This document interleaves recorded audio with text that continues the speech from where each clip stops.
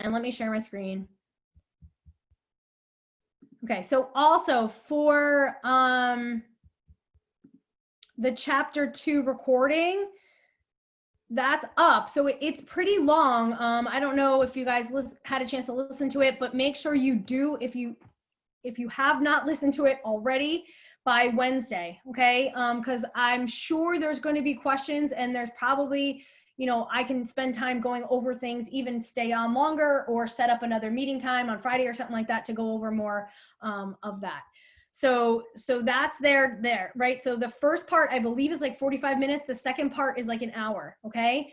And so again, it's pretty heavy on the biology, right? It's a pretty dense chapter. They throw in a lot of things into one chapter. And sometimes it's hard to just kind of get an overview of some of these processes without getting into detail. So again, I kind of say that during the recording. So, and kind of explain what level of detail you need to know. But I'm sure there's probably going to be questions. We can go over those questions on Wednesday, because not, you know, I can tell how many people have listened to the lecture, and not everyone has, okay? Does anyone have any questions about that though, like right now before we start, or any questions about anything before we start? No? Okay. The other thing to be aware of, just so I don't forget, because I'm here, you do have a case study on chapter 2 that's due. So if you click on the assignment here, this is due Wednesday. Maybe I got the dates right and the day right. It's due by class time on Wednesday. Okay, so I think I have that right. So it tells you what to do. Basically, you're answering the questions 1 through 4, which are in this PowerPoint here. So if you click on this file, it'll just show you that one case study. But I also want to show you that all of the case studies that the book provides are available to you on Moodle as well. So this is the case study that you guys are going to be doing. You're answering questions 1 through 4. Okay, and you're just going to put them in a Word document, and then just submit that for your assignment, and then we'll go over that as well in class. So that's that. I wanted to show you guys that. Again, that's focused on chapter 2. And if I go back, that's in this week's, right? This week's module is here in chapter 2 case study. Okay. You see I have the case study answers hidden from you. Probably after it's due, I'll make those available. And then, like I said, we can also go over it in class, kind of both. Other thing, I did go through all of your quizzes. So you guys should all see there's a grade now for your quiz on the syllabus and the course expectations.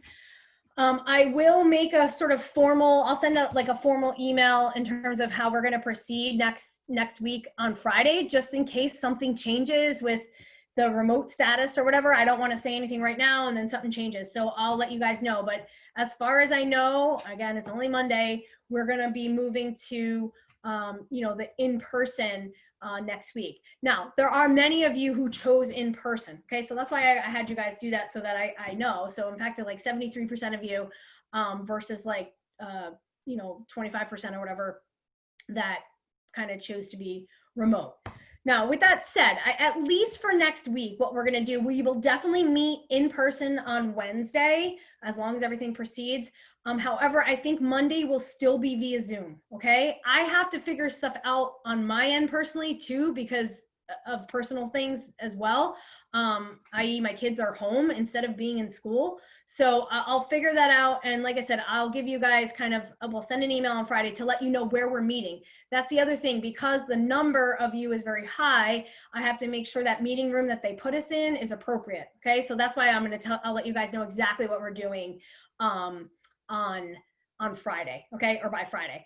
So plan on, definitely we'll have an in-person meeting on Wednesday, and then moving forward, maybe it will be Monday and Wednesday, but I just want to kind of get things in place. The other thing is, I definitely will be on campus always on Wednesday and all day Thursday. So if you feel like you kind of want to talk to me or get some, you know, maybe there's a small group of you that want to go over something, I'm available pretty much all day on Thursday as well. Okay. But like I said, probably moving forward, we'll also have that in-person meeting on Monday too. Now, I guess, you know, those that have chose to be remote, you still can log in via Zoom. I'll figure out how to work that out, but somehow, I guess, I'll just have Zoom on while we're in class. I still will not be lecturing in class. If I'm just lecturing in class, it's sort of a waste of the in-person class time, right? Because the lectures are already recorded. So that is the time to ask questions, for me to clarify, for me to go over things again, rather than just deliver the initial lecture and then leave no time for questions. As you can see, like for chapter 2, it's an hour and 45 minutes long. If I did that in class, that would probably have taken up that chapter 2, probably 2 of our class periods, right? And really left us really not with a lot of times to go over questions and things like that. So it's really, I really want you guys to ask questions and say, hey, Dr. Kaminsky, can you please go over this? I don't understand this, and I'll go over it again with you, okay? So it doesn't mean I'm not gonna review the lecture or anything like that. I always will do that, and I'll do that on Wednesday when we meet, but I'm not gonna go over the entire thing. So I think it's to your benefit to have the lectures recorded. That's the reason why I do it. Believe me, it's not easier on me.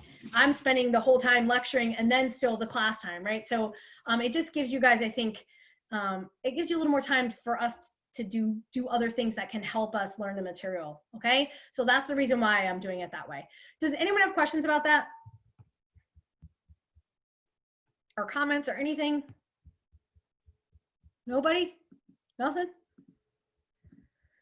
Okay, so like I said, I'll let you know exactly like where we'll be meeting and what the story is on Friday, okay? Again, I just wanna make sure nothing changes. I also wanna make sure, because when I looked at the, where it says we're gonna meet, did you guys on self-serve, does it tell you what let's look real quick. The Excel spreadsheet that I got that showed us where we're gonna meet didn't really make sense to me. So I gotta figure that out, and I wanna just make sure that we have the most appropriate room for what we need to do. Anyway, let me just look real quick.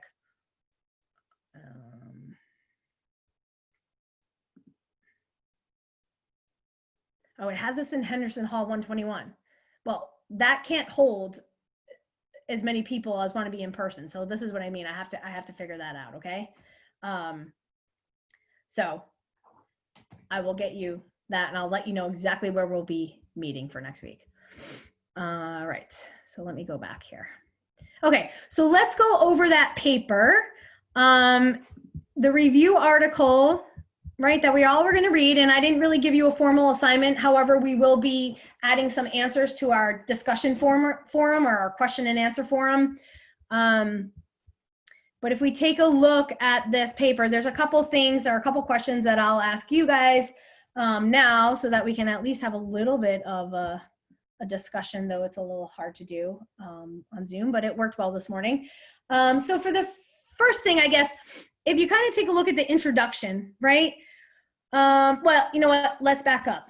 One thing I just want to mention, you guys, remember, and I think I mentioned this last time, this is a review article, right? Remember, it's a summary of other published articles or other published research, right? So it's always a good idea when you're researching any topic, or like say you guys are going to start researching your disease for the final project, start with a review article, okay? Why? Because, you know, once it's giving you information, say like if you look here, right, it gives you information about this. It says to date, there's been 6 human coronaviruses, okay, identified. You can then go to this article that it's citing and look at that original article. Maybe that's the original article of one, you know, of the group, the research group that discovered that coronavirus, okay? This is just summarizing, but now you can use these links, even if it's not a link, you can go back to the references, right?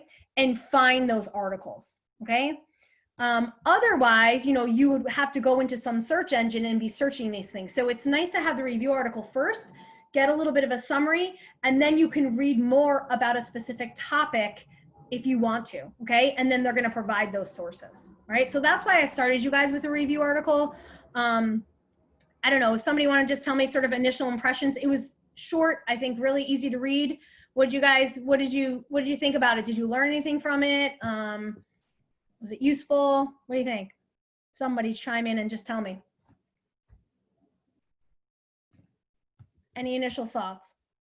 when I was reading the article, a lot of the information, like I remembered from like the beginning of the coronavirus, and you said it was from the beginning, so like they were talking about how like where it started and maybe like the where it was transmitted. So like it talked about how it was transmitted between like bats mainly or like fit like the from the fish market. So it was like, you know, going over like stuff like that they knew and they didn't know.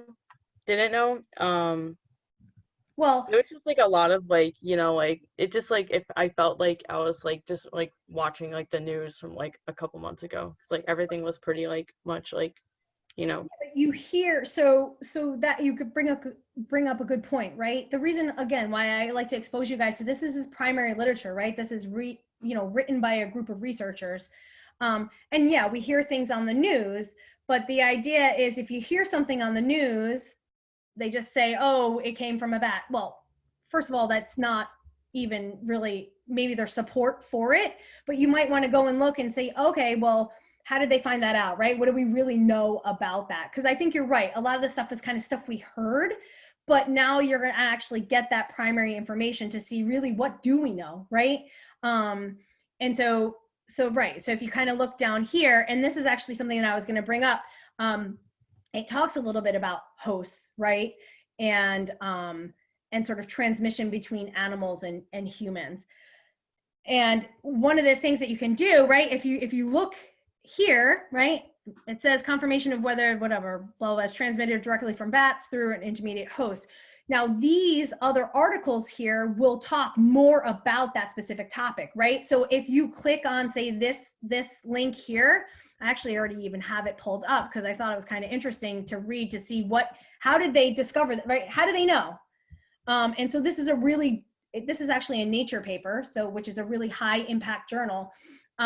And there's a lot of like hardcore like genetics data in there, but this is going to provide that sort of actual evidence that that suggested that it came from a bat. Okay, but it's definitely not. I mean, I'm sure there's going to be more research on that. Put it that way, right? Because this is so new. So anyway, I like, it's nice to kind of see that in a review article and be able to go and be like, oh, let me actually see what they actually found, right? And to kind of be able to fish through that.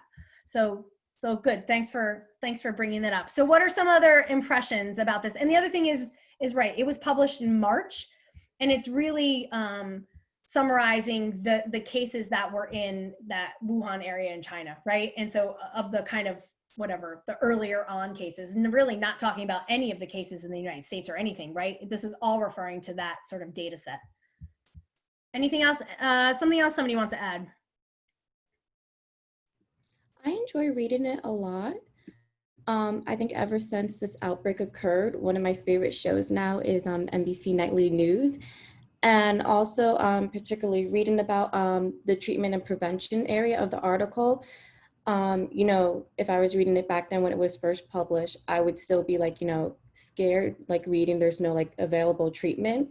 But now reading it, I think there's a lot of options available, and we're getting closer to a vaccine. So it kind of gives us more hope.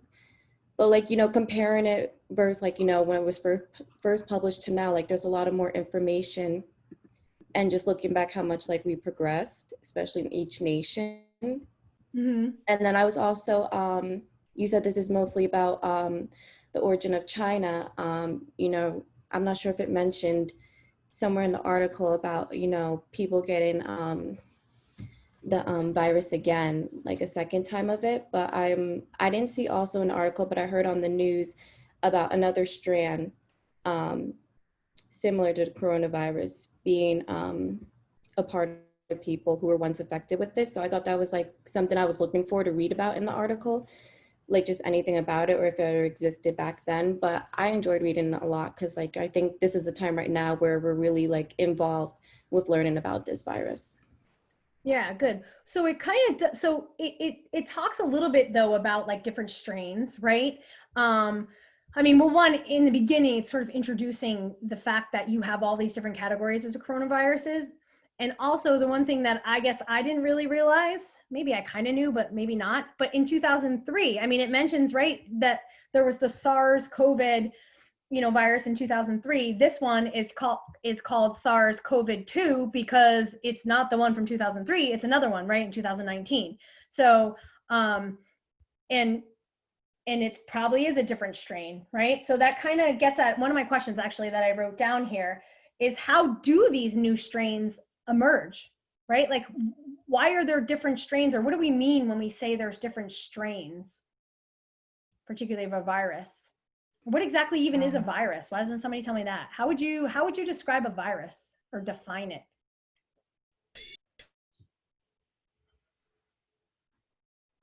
Is it a living thing? I'm not sure if it's a living thing, but I know like viruses, they can mutate to, I guess, they mutate and change their genetics and I guess protect themselves, for lack of a better word. So that's probably why we have like a new strain. They adapt, or I should say, they learn how to adapt. So I guess they are alive. They're not alive, which is there's such a weird thing, really hard to study because they're not actually alive. But yeah, they can mutate and they have genetic material. Really all they are is like a protein coat with genetic material inside. And for these coronaviruses, what type of genetic material do they have? I sort of have it up on my screen there. If you look in the introduction, like the first sentence, what type of genetic material? It's RNA. Yeah, it's RNA. So it's an RNA virus. They're not a retrovirus, right? Retroviruses can actually reverse transcribe their RNA into DNA, but these are RNA viruses. And then the host cell can basically start making those viral proteins, right? With that viral RNA. So that goes along with what I talked about in chapter 2, right? I talk about sort of transcription and translation. I have a question for you guys. So in Anatomy and Physiology 1, do you talk about transcription and translation? Yeah. And like mitosis and meiosis and stuff, you go over some of those basic processes, right? Okay, all right, cool. So, I mean, again, so that was hopefully maybe a little bit of a review, kind of with the genetics. So yeah, they're not living. So again, makes it really hard to treat them and really hard to study. And they're constantly evolving, right? And it's weird that we say that they can evolve and kind of change, but they're not really a living thing. So you guys can kind of, I hope, hopefully sort of appreciate why viruses are such sort of a health problem, right? Because again, they are really hard to treat. And like I said, hard to study because you can't just study them. You guys, did you guys have you had a micro already? Yeah, you guys all had micro, right? You study those bacterial cells in a dish. You can grow them, whatever, they're living things. Viruses are not like that. You have to actually have a host cell and be growing them within these host cells. And if the host cell is an animal cell, well, you have to culture animal cells, right? It's not very easy to do. It's difficult. All right. So I guess that sort of leads to another question about genetics, right? So again, relates to the chapter on genetics, right? And sort of why is it so important, I guess, maybe I kind of alluded to this or whatever, but why is it so important to like apply genetics to the study of viruses? Even if you go back to here where they're talking about the bat as the host, right? This here, right here. Right, this is kind of, and if remember how I kind of pulled that article, you can read a little bit more about that, but they're essentially looking at the genetic material between a bat coronavirus and this SARS-CoV-2 and looking to see how similar they are. And according to this, and again, that's why I say, maybe it's good to go back to that primary source, see exactly what they found, but they say it's about 96% identical. Okay, so it's important to be able to do those genetic studies to compare these viruses, right? And to know, is this the same virus or not? Somebody mentioned about that patient. Yeah, I heard about that in the news too, that supposedly got it twice. Yeah, is it two separate strains? Is it the same strain, right? Those are all things that are really important to know about. All right, so wait, I'm gonna ask you guys, let's see if I have one more question here. Oh, if you guys look at the clinical manifestations, are these kind of what you would expect, right? Like in what you heard about, or was anything kind of different? There were a few symptoms that I didn't expect. I think they said vomiting and stuff that involved like intestinal Yeah, GI, yeah. issues that I really didn't expect. But I guess it makes sense. And also that they found it in the virus in fecal samples. Yeah. That was really interesting because I wouldn't expect that virus that, you know, lives kind of will infect the lungs to be able to survive in that, like, I forget what it's called. When they need oxygen to survive, I wouldn't expect them to make it through the digestive tract. Yeah. So, and then what's the other thing too? I mean, again, remember that this is kind of describing the cases in China earlier on, but what did we also, the newer cases, I guess, in the US, where did we start to see symptoms, or what system did we start to see more symptoms with that we really didn't kind of know about before? The neurological symptoms.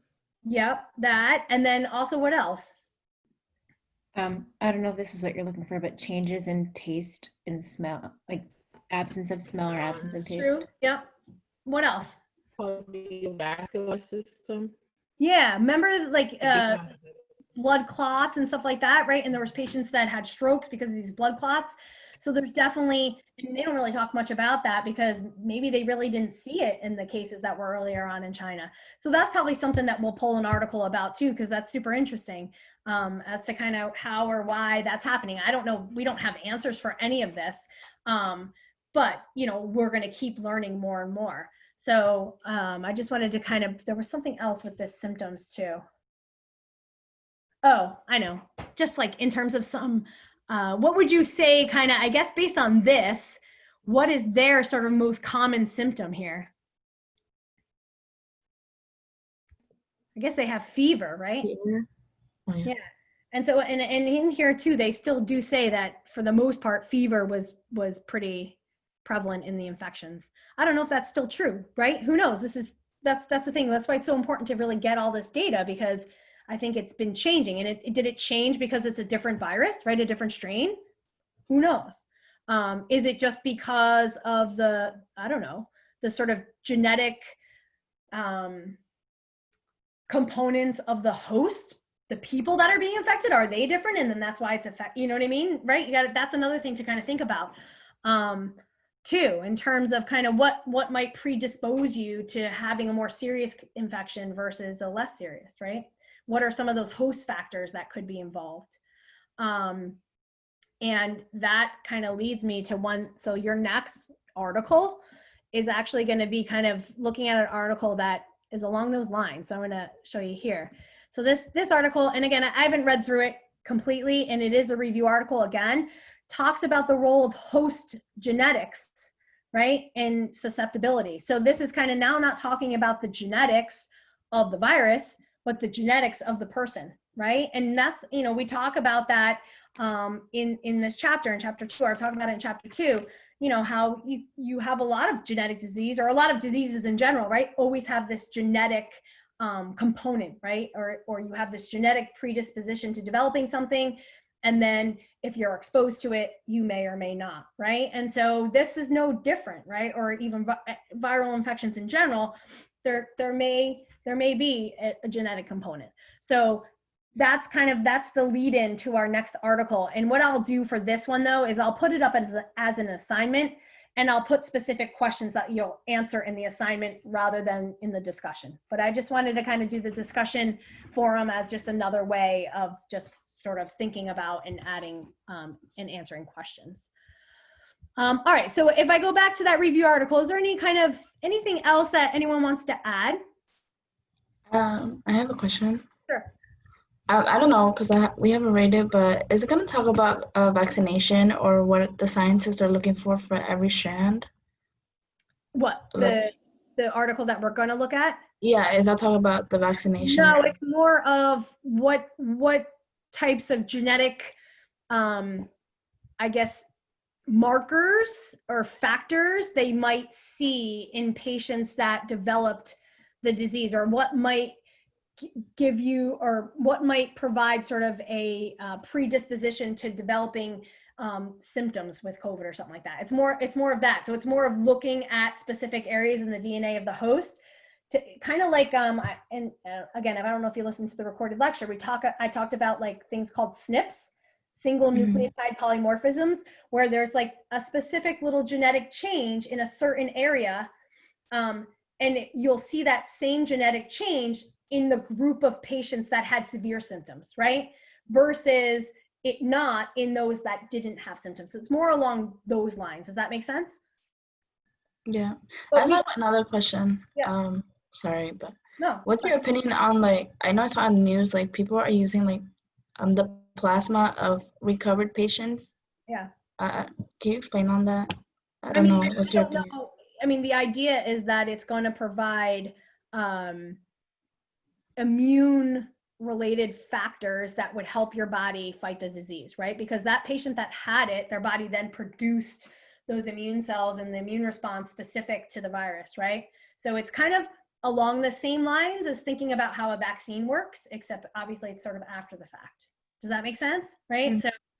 So again, a person that was exposed, their immune system started producing factors and cells to help to fight that, right?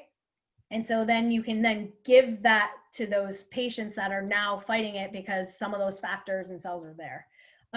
It's not even the cells, it's really just the factors, the proteins and stuff like that, those that the immune cells might produce.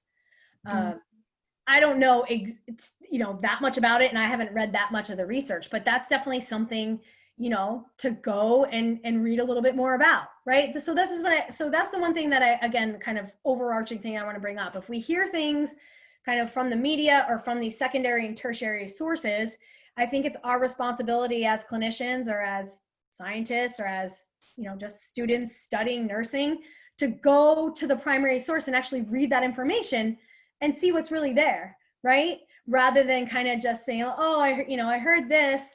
Well, maybe it's true, but it's probably worth it to kind of look at what actually what that clinician actually showed or what that researcher actually showed by looking at their data, right? So along those lines, let me just bring something up because this is going to come up when you guys start looking for articles for your project. And in fact, we may actually do this too with COVID once. You guys search for your own articles. So how would you search for an article? If we're talking about like looking for evidence-based, research or an article that, is along those lines. How would you search? How would you find that? Somebody tell me, what would you do? What do you think would be your first step? Google. Yeah. Not so good. Well, Scholar. Hey, Scholar. Yeah. but Google and Google Scholar is just going to pull a whole bunch of anything from the internet, right? Not necessarily stuff that's from, a reliable source. So the best thing to do is really to go into like PubMed here. So, so if you look at all this is, so I'll just show you this because, all my biology students know that I always always loves to do journal articles. And in fact, one of my students who's in vet school, she thanked me for that because she said they have a whole course on like going over literature and stuff like that. So it's not like it's in any field, right? There's specialized journals for every field. So if you go to PubMed.gov and we search COVID, oops. Now you got to, there's all sorts of tools you can do, you can use, and I'll just show you kind of one. So whatever, you search COVID and genetics.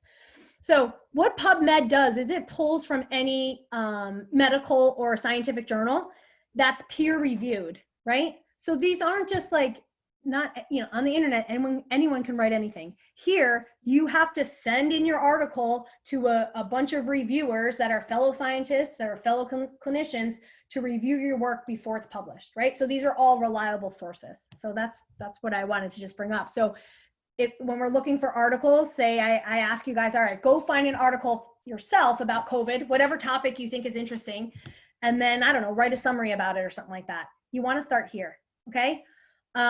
And actually, apparently and you'll see there's free articles And I guess every single article on COVID, they're offering all of them free. Just obviously because we need to know as much as we can. So you'll find everything is going to be free. But if you put in another topic, you may see there's some that you need to subscribe to. So you don't ever need to pay. But anyway, the other thing is that you can add filters on the side. And so like you could just go to journal and say, I only want to see nursing journals. And it'll just show you articles that come from nursing journals. Okay. So anyway, that should be kind of your first place to start, or the library. The library also has databases of journals as well. All right. So I'll just kind of leave that as it is, but eventually you guys are going to be searching for your own articles for your project or for another assignment. Okay, guys, where are we at? What did I just do? All right, let me go back here. So any other questions about that article or about, I don't know, any of kind of journal articles in general, about searching for them, anything like that?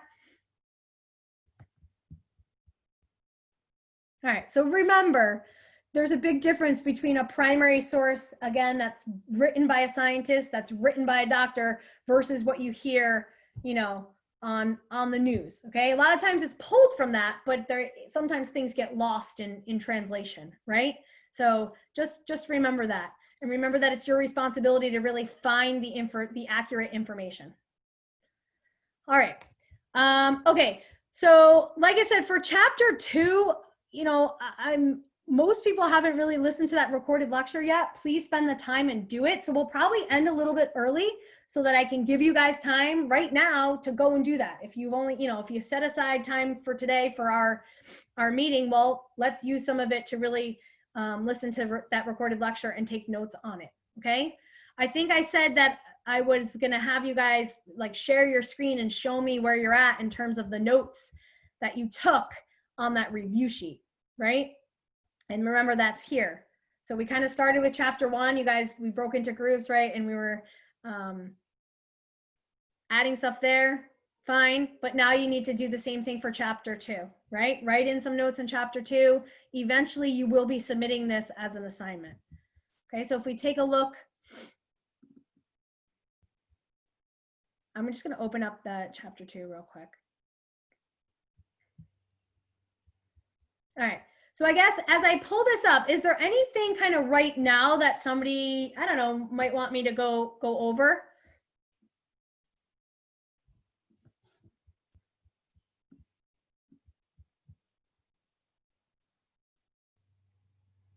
So what does it mean? And again, this is a pretty scant outline. There's not much detail in there. There's lots of detail that I went over. I told you it's an hour and 45 minutes of lecture. So there's lots of stuff to add in here. So make sure you add in all these notes. There's by no way can you just take my review sheet and like study from it, right? It's meant to be very skeleton-like. I guess, can somebody tell me what does epigenetics mean, or epigenomics? What do we mean when we put the sort of prefix epi in front of it? Why is epigenetics different than genetics, I guess? What would you say?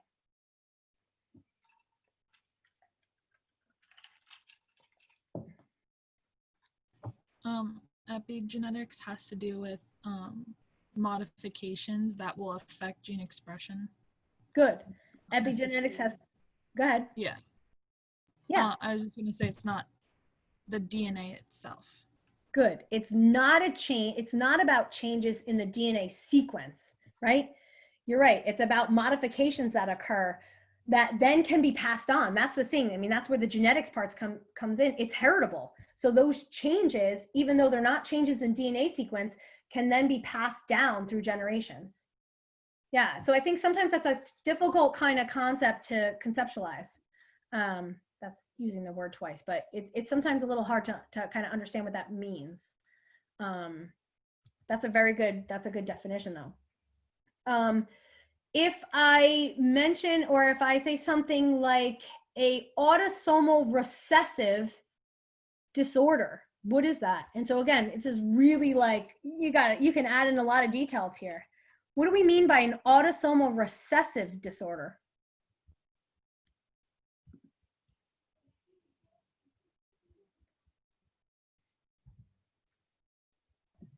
So I'm not entirely sure, but would that be like someone of a carrier of a disease rather than like showing the disease? They could be. So that's one part of like an autosomal recessive disorder. Okay. So here, this is what I'm going to do. I'm going to pull up a whiteboard here and just go over. This is the example that I go over in the recording too, and I'll just do it kind of quickly here. I gotta go to share, and then I gotta find what's going on here. There we go. All right, so forgive my probably terrible handwriting. So let me do this. Oops. Well, anyway, all right. So if we have, this is my example. So we got a couple genotypes here. So these are C's. So this is an uppercase C and this is a lowercase c. Okay. Then here's two lowercase c's, and then here's two uppercase c's. And so again, we call these genotypes. Why do we call them genotypes, or what? Yeah, why do we call them genotypes? I guess I can ask that question. What do we mean by genotype? Is it like a genetic characteristic rather than like showing it? Yeah, correct. If you think about the difference between genotype and phenotype, genotype is actually what alleles you have for that gene, right? So if we're talking about, again, I don't know why I always use the cystic fibrosis example, and sorry, I use that in the recorded lecture as well. But we're going to go with, if we think about disease, right? We're in pathophysiology, so we're going to think about genetics within the realm of disease, right? So if we talk about genotype, remember, or if you think about your chromosomes in your DNA, right? You have one chromosome that came from your mother, one that came from your father. You guys all agree that we have two pairs of 23, right? Okay. So let's just say, here's your allele, right? Or your chromosome that came from your father, and this is the one that came from your mother. We're only specifically looking at one specific gene on that chromosome, okay? When you talk about alleles, those are different versions of the gene. And for our purposes, we're going to say, all right, this is the normal allele, meaning you don't have cystic fibrosis, normal allele, or the non-diseased allele, and this is the disease allele, the lowercase c, okay? So what do we call, what's the term for this genotype here, big C, little c? What do you call that? Dominant and recessive. So correct, this is a dominant and this is a recessive, and we call that, if we're going to describe that genotype, as heterozygous, right? Meaning you have one dominant and one recessive, okay? Somebody also mentioned carrier, right? So if we're talking about an autosomal recessive disease, okay, the person or the person with this genotype is called a carrier. Why? Because they have the gene for it, but because they have the dominant gene, they don't actually have cystic fibrosis, but Very they can good. pass it on if their partner had the gene. Yep, very good, right? So they're called a carrier because they carry the diseased allele. They themselves do not have the disease because the dominant, the normal allele, essentially compensates for that diseased allele. What about this person here? This we call this genotype homozygous recessive. Okay, what about them? Are they healthy or do they have cystic fibrosis? Little c, little c. They have it. Yeah. They have it. If we're talking about an autosomal recessive disease, only those patients with two recessive alleles will express the disease. Okay, so little c, a homozygous recessive genotype, you have cystic fibrosis. And then down here, we have homozygous dominant, right? So this person does not have the disease. They're also not a carrier, okay? Then again, I go through this in the lecture. You have to then think about, all right, you know, if two carriers, right, are going to get together and they're going to reproduce, right? What are the chances that their offspring will have cystic fibrosis? Now, oh, sorry, my C is probably the stupidest letter to choose because you can't really see what's a big C and what's a little c. But anyway, that's a big C, that's a little c. These are two carriers, right? So if we do a Punnett square, by the way, if I drew this on the board like live, it would still look as terrible as it does here. So just so you know. So if we do a Punnett square, right? Oh my God, there's my daily call, always during your guys' class. It's the mayor with his COVID report. He still calls us every other day. Anyway, big C would go here, right? This would be big C, little c. So this is a Punnett square, right? Basic Punnett square. This would be big C, little c, and then we would have two little c's here, okay? So based on this, right, these are your 4 possible outcomes for the offspring, right? So based on this, what is the percent, what percent of the offspring, or what's the chance that the offspring or that an offspring will have cystic fibrosis? 25%. 25%, right? Or 1 out of 4. All right, so now I'm gonna tell you this. So what if I told you though, that this wasn't cystic fibrosis, this is an autosomal dominant disease. And you looked at the same thing here. What percentage of the offspring would have the disease in that case? If we look at our Punnett square here. 75%. 75%, good.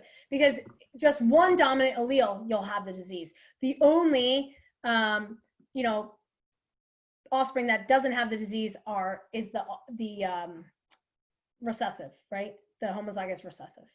All right, so good. So that's definitely one of the things that I went over. So we need to make sure we understand that. Again, it's not about like you're going to draw a Punnett square for your patients, right? But the idea is like your patient comes in and presents with certain symptoms, and then they tell you, oh yeah, my grandfather had cystic fibrosis or whoever, right? And there's a family history or something like that. Then we got to think about like genetic disease, or they have it, and then they're thinking of getting pregnant, right? Maybe you then need to send them to a genetic counselor to talk about what are the chances that your offspring might also develop this genetic disorder, right? And it can be any one. So it's about understanding and knowing these things, and kind of why it's important to kind of talk a little bit further about it. All right. So, anywho. So like I said, I think we all need to spend a little time with that recorded lecture and taking notes on that review sheet, okay? And then again, coming to class on Wednesday with more questions if you have it. Like I just went over that, right? Maybe somebody might have said, hey, can you go over, what it means to have an autosomal or be an autosomal recessive or autosomal dominant disorder. Oh, what does autosome mean? I said autosome, or I said autosomal. What does that mean?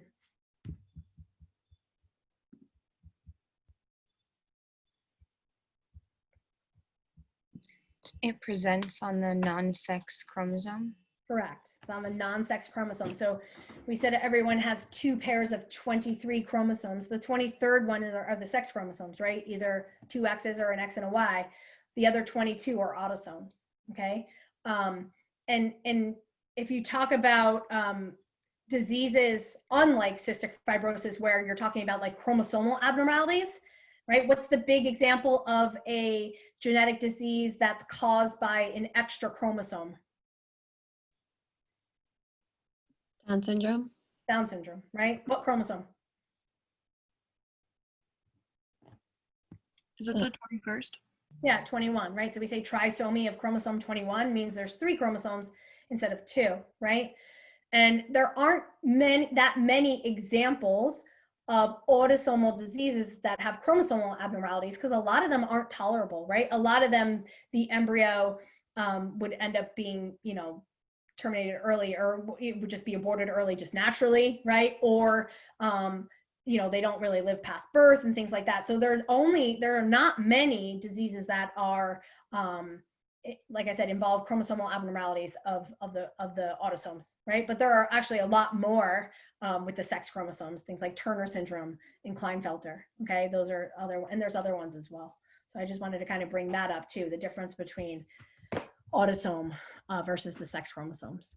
All right, well, so anyway, like I said, I could go on and ask you a million different questions. But like I said, let's spend time going over that recorded lecture, taking notes on our own on that review sheet. and we can review a little bit more on Wednesday. Okay. So for Wednesday, I'm going to put up, oh wait, let me show you guys where those discussion questions will be. I forgot to show you guys that. I'm going to put up 2 more questions. Right now, like I said, there's only one that's up there. As soon as we get off, I'm going to add 2 more. So if you guys go onto the Moodle page, right? And up at the top here where it says question and answer form, and I may play around with the format of that. I may change it. I know there's like some different settings that you can kind of change, but right now, anyway, I have it set this way. If you click on it, it's going. You can see that I have one of these questions here. Like I said, I'm going to add 2 more, and I'll title it COVID review article question 2, question 3. So you're just going to click on it, and then you're just going to add your reply. Okay, so everyone needs to do this by the end of today, meaning like 11:59 p.m. End of the night. I know like the day doesn't matter to most of you guys, right? You stay up late, so right. So here's one of the questions: how does the information presented in this article compare with what you heard on the news, right, from other secondary sources? We kind of talked about that a little bit, but basically add your reply by clicking reply there. I don't know, 2 to 3 sentences. You don't have to go crazy. It shouldn't be like a 1-word, 1-sentence answer. Like 3 sentences and you're safe. Okay. So like I said, there'll be 3 questions there by the end of today. Make sure you guys do that. The next assignment for the journal article, I kind of already showed you that article. I'll put it up as an assignment, right? So for right now, you just need to worry about doing these, replying to these 3 questions. And then the case study for chapter 2 is due before class time on Wednesday. Going back to that, why is it so slow? I don't know if it's Moodle or if it's my internet connection, but I feel like it's Moodle. I just have a question for the article review. So it's not like where we have to reply to other people, right? Like we just form our own questions. Just reply to mine. Yeah. Okay, thank you. For now. I know. We could do that too, but I don't know. That's messy. So for now, just go to mine, reply to it, and just everyone's answering the same question. All right. So okay, so remember to do that case study as well. There's 4 questions there. I think it's pretty straightforward. I'll then, make those answers live for you guys to look at, but we'll probably briefly go over it in class on Wednesday as well. All right, so it's the case study, answering those discussion questions, and making sure you really do listen and spend some time with that lecture, okay? And take notes. I mean, I at least I think taking notes helps, but that's up to you guys. I will be putting up a chapter 3 lecture. Chapter 3 is not dense like this chapter. It's about environmental factors and how they influence disease. So I'll put that up. And then chapter 4 is about stress. I had a recorded lecture, but it was really just like one little part of like the end of a lecture. So I'm just gonna re-upload a whole new lecture for chapter 4. All right. I guess that's pretty much it then. Okay, so I'll stay on. If anyone has any other questions or wants to go over anything, let me know. And then remember, I'll let you know exactly where we're going to be meeting next week and what day we're meeting and what's going on with that by Friday, okay? Like I said, I want to get everything right before I tell you guys something. They like to change stuff on me, so. All right, so if you guys don't have any other questions, I'll see you. Your attendance was the quiz, so we're all good with that. For the case study, do you want like a paragraph or like a couple sentences or like however you need to like explain yourself? Yeah, like the first question I think just asked like about what is epigenetics, so it probably only takes 1 or 2 sentences, right? So I'm probably looking for just a couple sentences, nothing crazy. Probably like 2 to 4 or something like that. Thank you. Yep.